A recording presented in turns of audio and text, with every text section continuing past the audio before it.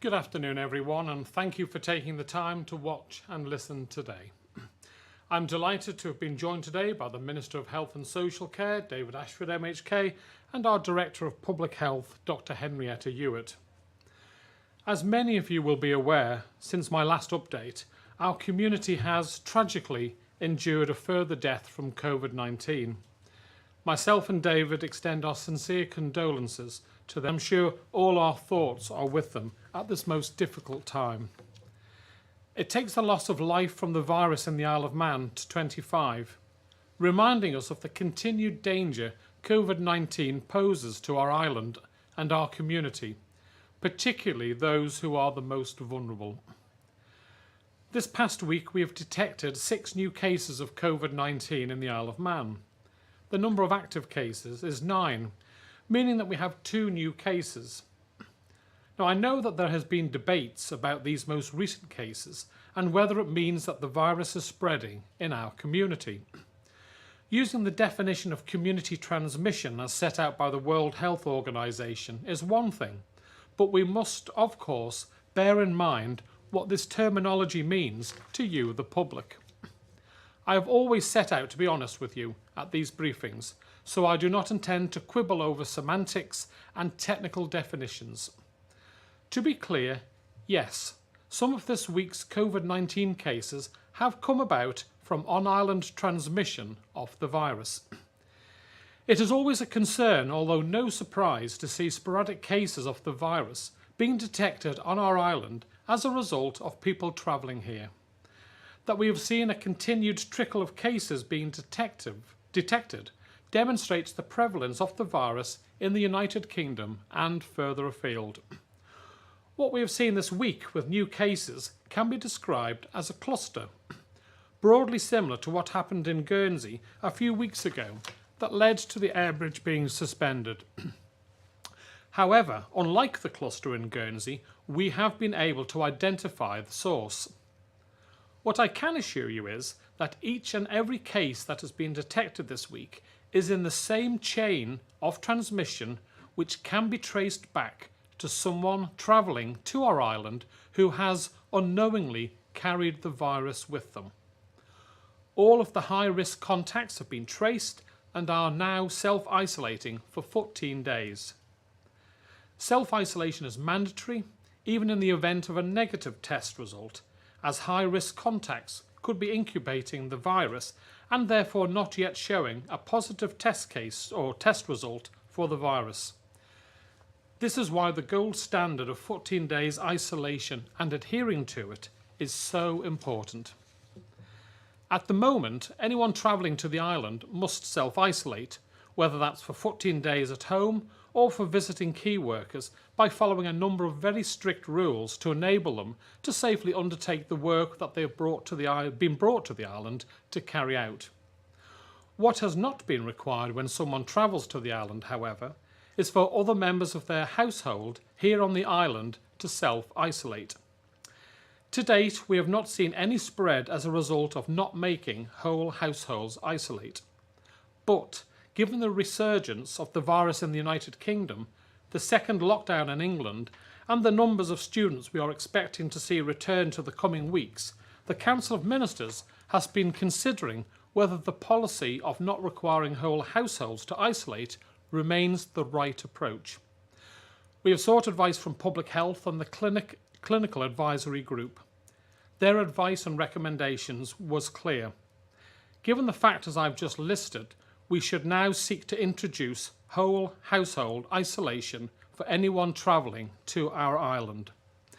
The Council of Ministers has taken this advice and recommendation on board and has agreed that from 1 minute past midnight next Thursday, the 19th of November, as well as anyone travelling to the island having to self-isolate for 14 days, everyone in their household will have to do likewise as a precaution. Now, some of you will welcome this move and some of you may not. As I've said time and again, the Council of Ministers seeks to balance risk. Given the prevalence of the virus in the UK at the moment and the increase in travel-related cases here, the Council of Ministers has determined that, for now, this change in approach is the most appropriate course of action to keep our community safe. We will review this position, as we do with all our policies, every 2 weeks. The Council of Ministers is acutely aware that this change may be difficult for some households and families. It may result in children having to be off school and people having to be absent from work. We want to make this easier, and so I can announce that a one-off package of support will be available to offer alternative accommodation to returning residents to avoid whole households having to self-isolate. How will this work? Government will seek to establish a framework with tourist accommodation providers from the private sector and will make rooms available to individuals returning from the United Kingdom. The government will make a contribution of up to £250 a week towards the cost of the accommodation, which the provider will bill government for directly. Any costs beyond this amount will need to be met by the individual.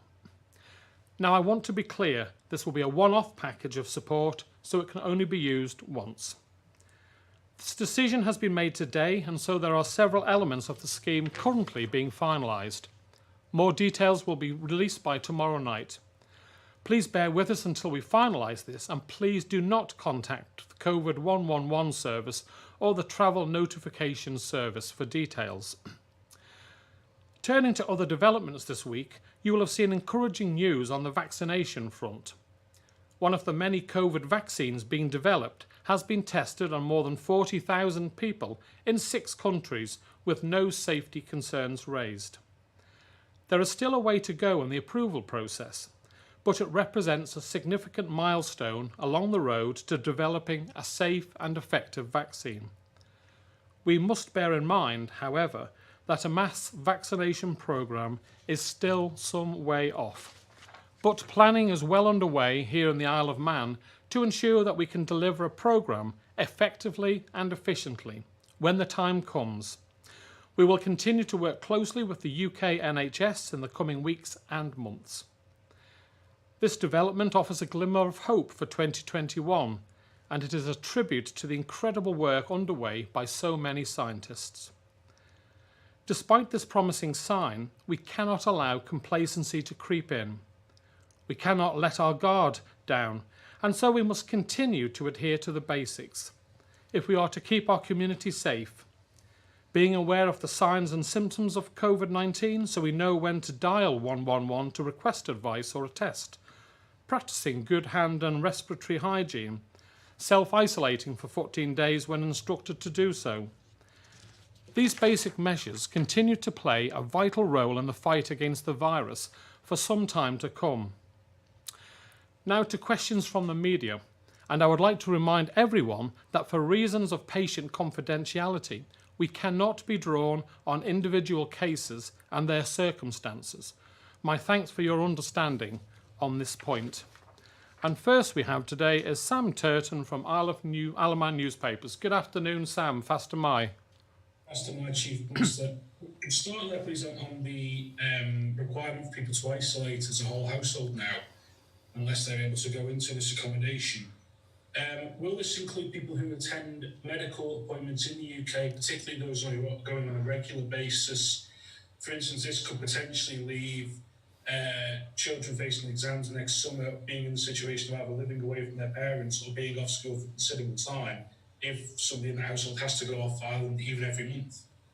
Yeah, thanks for the question, Sam. We have thought that through. At this moment in time, there is an exemption from the individual, not to have to isolate for the 14 days, but have a test after 7. Now, there is a very small number of these people, and we will be offering that to the family to have the test for 7 days if they're living. It's a very small number of people, but we cannot have whole families in continual isolation. So for those that are having, if you're just going away once every now and then, that's not available. But if you're one of those small number of people who are off island every few couple of weeks, then you still have that isolation, the opportunity to have the 7-day test available, and that will be extended to their family members.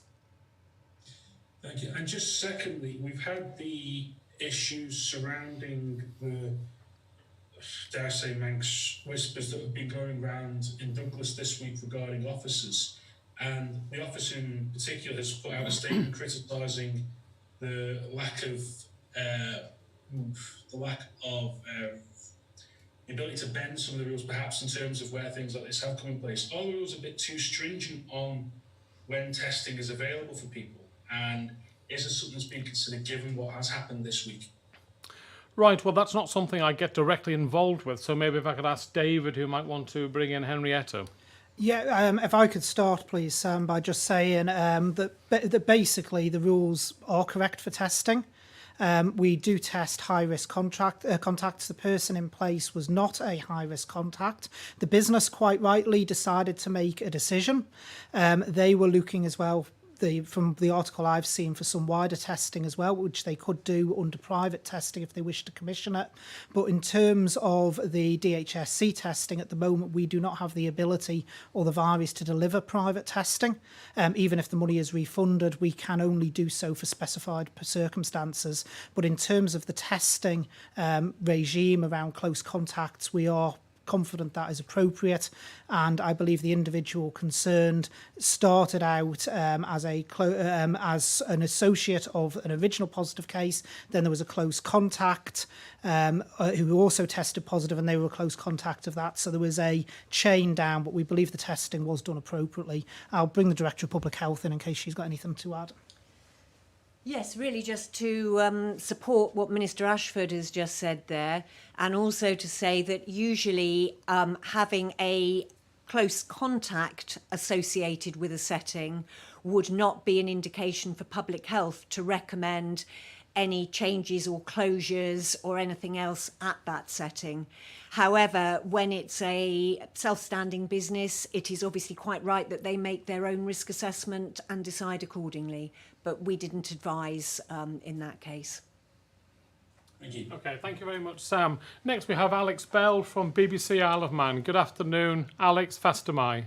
Good afternoon. First question just centres on the announcement about self-isolation rules that you've made there. That this is probably going to have a major impact on students going home for Christmas. There'll be students, I imagine, who had planned to isolate at home but will now have to find suitable alternative arrangements. Can we be absolutely sure that there will be no students who are unable to find suitable arrangements? In other words, will you be doing everything to help every student find suitable accommodation outside the home if they need to? Well, thanks for the question, Alex. And I mean, obviously, there was always going to be a problem with students coming back who were living in the UK. A large number have come back already, and I know personally that a large number have been self-isolating in self-catering accommodation. So this isn't something new. What we're offering is that we will work with the private sector, the providers, to provide accommodation where we will pay either all or a high percentage of those costs dependent on where the students stay. Now, we're not forcing students to stay away from home. If they want to isolate at home, then they can do, but that means the entire household will have to isolate at the same time. So we are giving people the opportunity to do what a large number of other students have already done, and that's isolate away from the household that they're wanting to come to for 14 days before they go home. We think that is a sensible precaution given the increase in cases, etc., in the United Kingdom, which I've already alluded to, and we will do our utmost to make sure that all students have somewhere to go should they wish to avail themselves of that offer. Okay, thank you. This one's probably more for the Health Minister.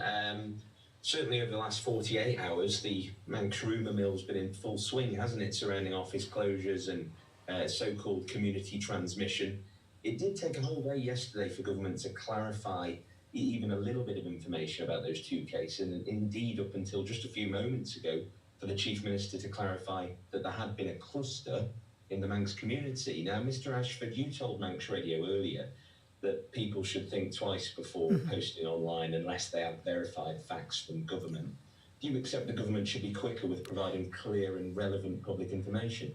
Well, you mentioned they're clear and relevant, but the other thing is it needs to be accurate. And one of the things we've said all along is we will make these announcements as early as possible.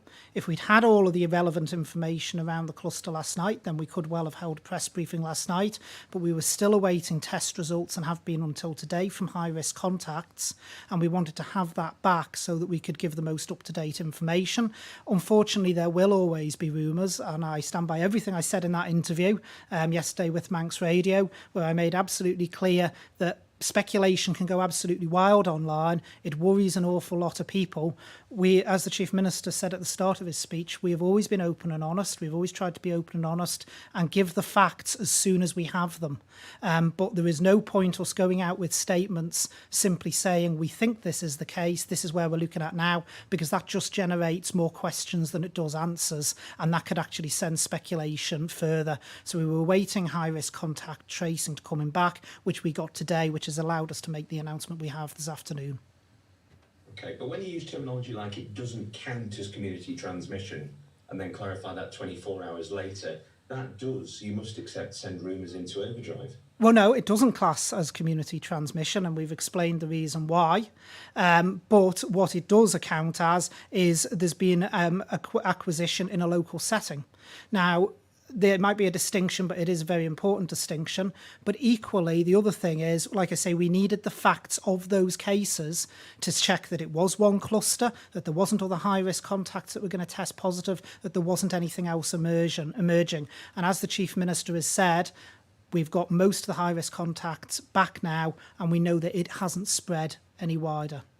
And so currently we are confident at the moment that it is contained, and it was important that we had that messaging to be able to get across today, rather than continuously coming out with statements saying this is where we are now, this is where we are now, this is where we are now, because that will just get public speculation going even further and causing great worry to a lot of people. Thank you. Thank you very much, Alex. Now we move on to Leanne Cook from 3FM. Good afternoon, Leanne. Fast am I. Good afternoon. My first question, just quickly, could you clarify why the decision for every member of the household having to isolate if someone returns from the UK comes into force a week today from next Thursday? Well, we have to give people notice. We have to get our procedures in place to ensure that we can carry it out properly. Really, it's not something you can just do over, cause to happen to people instantly. So it's trying to give people notice. Admittedly, it's only a week, but we're trying to enable people to prepare themselves, and maybe you might not wish to go away if you think you're going to have to isolate the whole family for 14 days. I don't know, David, if you want to expand on anything there. Yeah, so in relation to that, we think it is important, since we are changing, should we say, moving the goalposts, should we say, for people, that they do have that opportunity. There will many people who have already booked back to the island in the next week, or who may already be in transit from certain areas where this could have an absolutely huge impact on them. It also gives people the opportunity that if they decide as a result they don't now want to travel off island, to actually sort that out. We've always tried wherever possible, although in the early days of the pandemic with everything changing it wasn't always possible, to give notice of our decisions so that people can make appropriate arrangements, and I think it's only fair and right we do that on this occasion. Yeah, if I could just clarify, and this isn't the first time that we've given notice to people to let them know. It's something we've tried to do time and time again to be reasonable. Your next question, Leanne. Okay. Thank you. And my second question, I know you've just spoken about giving £250 a week towards accommodation, but will the government consider reintroducing other initiatives such as a salary support scheme, as people will have to miss work if they have a member of their household returning from the UK and they have to isolate? Well, that's something someone's taken it on board when they go away, and now the reasons you can go away are very limited now, given the restrictions that the England and parts of the United Kingdom have put in place. If there is a need for support, those measures are still there. If you have to isolate and you have no income coming in, then Social Security are there to help people. But we're not talking about a big number of people. People factor that in when they choose to go away. But as I say, there's a very small amount of reasons that you can go away for. Now, you can't go away on holiday, for example, which a number of people were doing before. Okay, thank you. Thank you very much. And next we have Paul Moulton from Isle of Man Television. Good afternoon, Paul. Fast am I. Good afternoon, Chief Minister. I would like to look at the timeline now, because this is very important. Because Claire Barber did an interview with me today saying that you knew on Tuesday about these cases, yet you didn't release information until about 7:15 on Wednesday night. And this followed me and many others who, by that stage, had fairly good feedback from people that there was something going on. Can you confirm that this is the case, that you knew on Tuesday what was going on? I'll let David answer that one. Yeah, I'll bring the Director of Public Health on in a minute. But Paul, from my point of view, when tests come back, it's not just the tests, we then do the contact tracing. Information isn't released on cases until we've done the contact tracing, because we need to know where the person's been. We need to know who's been associated with that person. This is no different to any other situation we've had throughout the pandemic. We announce cases as and when they become available to be announced, and that is precisely what we've done. They have been timed in line with our release schedule when we do the updates, and that hasn't changed at all. I didn't. I can confirm I was not aware of the cases until yesterday, but I will bring the Director of Public Health in case she has any further information on the timelines. Yes, this depends on the reporting time from the lab, which wasn't until late evening. And by the time the contact tracers were working on it, we were into the very late evening. And we reached the point of sort of 10 o'clock and later when it was too late to finish off the contact tracing. So that's why it was completed the next morning. Obviously, those that could be completed on the evening were, but it wasn't possible to complete them all, and therefore the whole picture wasn't known. However, obviously those who were identified were immediately self-isolated and tests were arranged for the following day. So there was nothing of any public use or interest to release at that point, I would say. Okay. When on Wednesday morning did you complete your tests? The tests weren't completed on Wednesday morning, but contact tracing was, and then obviously people have to book through and get the tests. The point about that being, of course, is that people have been taken out of the community through self-isolation before they have the tests. So the risk to others is already mitigated at that point. And again, that's not something that the public actually need to be made aware of in terms of it being useful information for them. Don't you think the public should have known before? Well, it's not for you to answer this one, it's for the politicians. Should they not have been informed before 7:15 yesterday evening, when it was clearly running on all social media platforms everywhere that something was up? Well, what was up, Paul, is that we had a number of cases of COVID-19. It wasn't from the definition being transmitted around the community.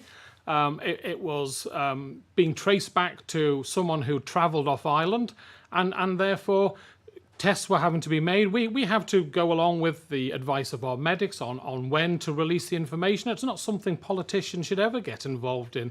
As to, we certainly don't hold back on information from the public. When we can provide the information, we do so. But a number of tests have to be made and checks have to be made to verify the information. David, if you want to add anything to that. Yeah, if I could, Chief Minister, this goes back to the answer I just gave Alex before. It's important we have full picture information when we release things, because otherwise it just generates more questions.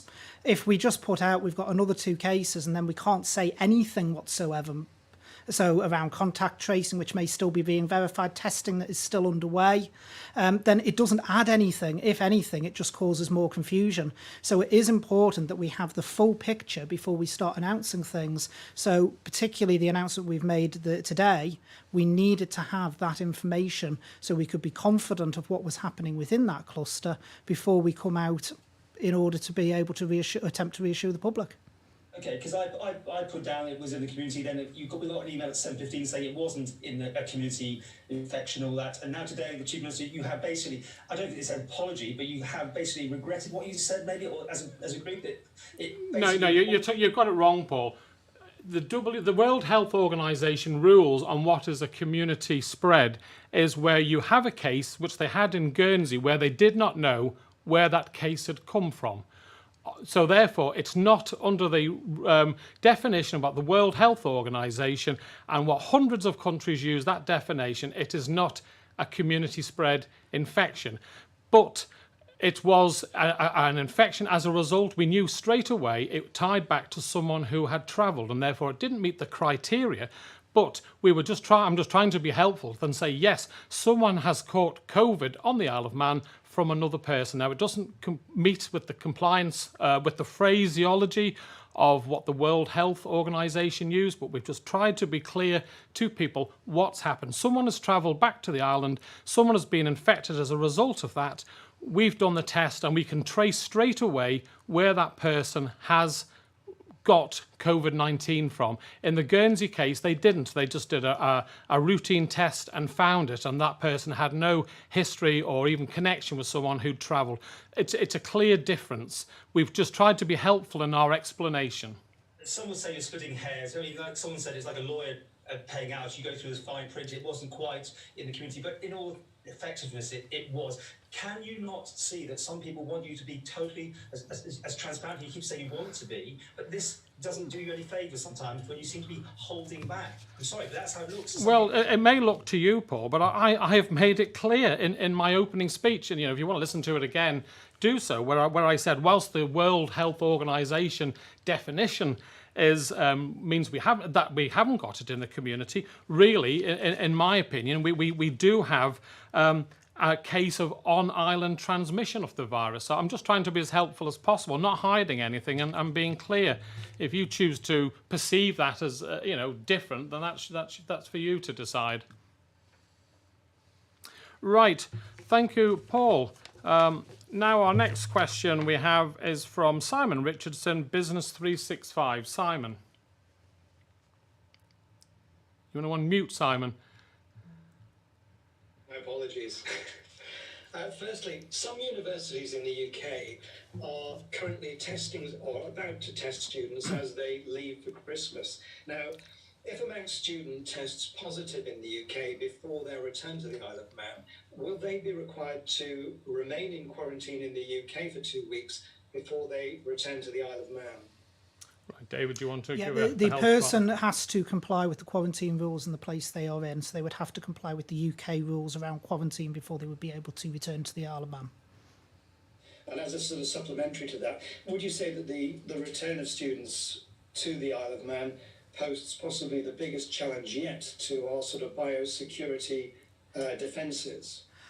I actually think one of the important things is that I know there's a lot of public concern out there, and it's understandable, and it's a large volume of people potentially travelling back over a set period.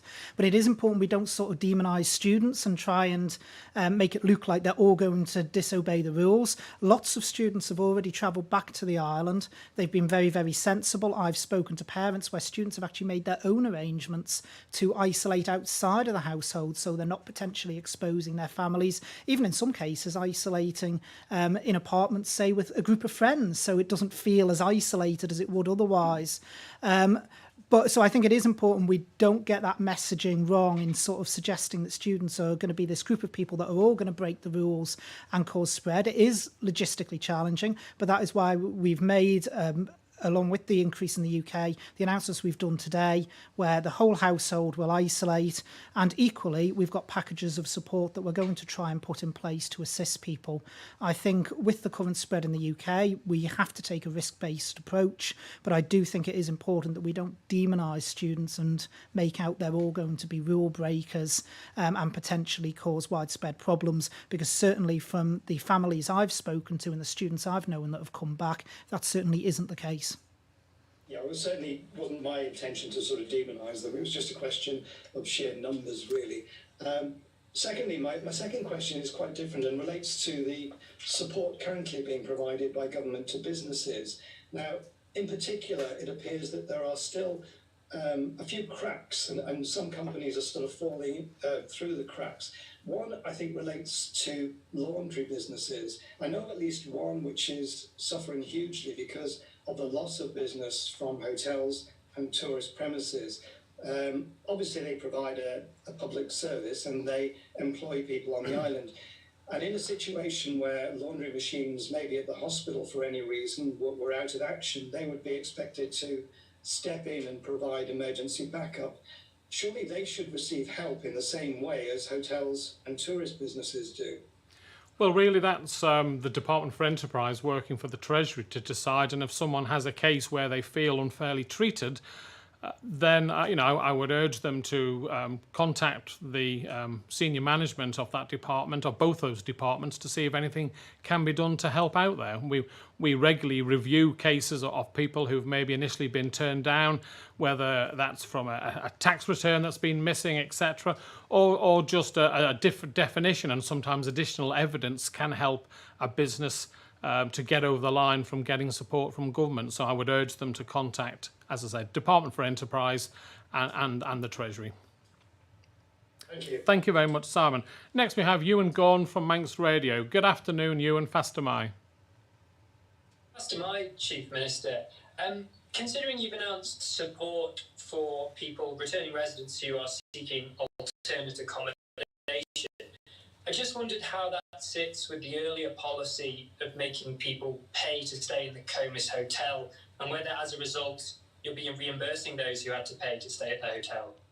Right, no, there's nothing backdated. This is a one-off scheme. Obviously, the vast number of recipients will be students coming back to the island from university, but it's a one-off scheme. We don't expect to repeat it, and we certainly won't be backdating. Would you accept that the policy has been inconsistent? We're faced with the realities throughout this COVID outbreak.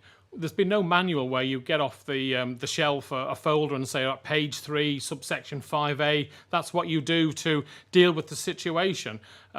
We brought our people back in the early days via the hotel, and then when we felt we were on safer ground, we enabled people to go back home and self-isolate, and we've developed as we've gone along. We have a situation now where we have several hundred students who are off island, coming back to see their families at the end of the term, and this is our way of trying to help the situation to stop whole households having to self-isolate so that normal life can go on. Our young people can go to school and people can go to work. In the early days, that wasn't available. Everyone was having to stay at home. I don't know, David, if you want to add anything. Yeah, I think one of the big differences, Ewan, is that we've got to remember the Comus was a quarantine situation. This is self-isolation. They are two very, very different things. And also there was support for people in the Comus. Anyone who was under a certain income limit and met the condition for benefits actually had it paid for them. So we do have to remember there was support in place for Comus residents as well. Okay. And your next question, Ewan. Yes, thanks. I just wanted to ask, have you considered how disruptive the impact of potentially having hundreds of households out of action and self-isolating, say if the 900 or so students that we have overseas come back? Have you sort of measured how much of an impact that could have? Because this could take people in all kinds of professions out of work for 2 weeks over the busy Christmas period. Yeah, we have, you, and that's why we've offered the 2-week payment to help people self-isolate away from home so that households will be able to carry on as normal. So there won't be the several hundred households that have to totally shut down. They will be able to carry on as normal. That's why we went to great lengths to develop the scheme quickly to help with those families. It's already been happening. A significant number of young people that have come back have been self-isolating in self-catering and tourist accommodation, in hotels, etc. So we're just helping to expand this cover to do exactly what you're concerned about, help the families already on the Isle of Man from not having to entirely shut down for the 2 weeks. Are you concerned about the knock-on effect on, say, if there's teachers that are having to self-isolate, health workers, etc.? Is that not a concern? Well, what is the difference here? If we've come up with a scheme which enables people to stay away from the household for the 2 weeks to isolate, then that household will not have to shut down. So it's business as usual. So no, sorry, Chief Minister, to clarify, the impact on the workplace is not on the families themselves. Well, you were going to have to isolate for 14 days anyway, Ewan, if you were coming back to the island. So I'm at pains to understand what you're trying to make out as the difference. For example, if I'm a student and both my parents are teachers and I come back and the two teachers can't go to work for 2 weeks. Well, that isn't the case, Ewan, is it? Because we're not saying you have to go home. We're saying that you can stay in a hotel or self-catering tourist accommodation business, so you're not at home and therefore your parents can go to work. That's why we're doing it. But not everybody will take up that option. But that's their choice. If we come up with a scheme, Ewan, that offers people the ability to self-isolate so the rest of the family can work, and they don't choose to take that up, and we're giving a contribution towards the cost, then that really is up to the individual household. So I don't think, that's up to the individual. It's not a problem. Thank you very much. We move on to, last but not least, Josh Stokes from ITV Granada. Josh, good afternoon. Faster Mai. Good afternoon, Chief Minister. For many people, the self-isolating with family members in the same household was an obvious safety risk and one that was open to issues eventually. Why is it taking the government this long to detect this and make the change? Because it feels like it's almost another reactive measure off the back of the cluster this week, at a time when arguably the government should be making more proactive decisions on these things.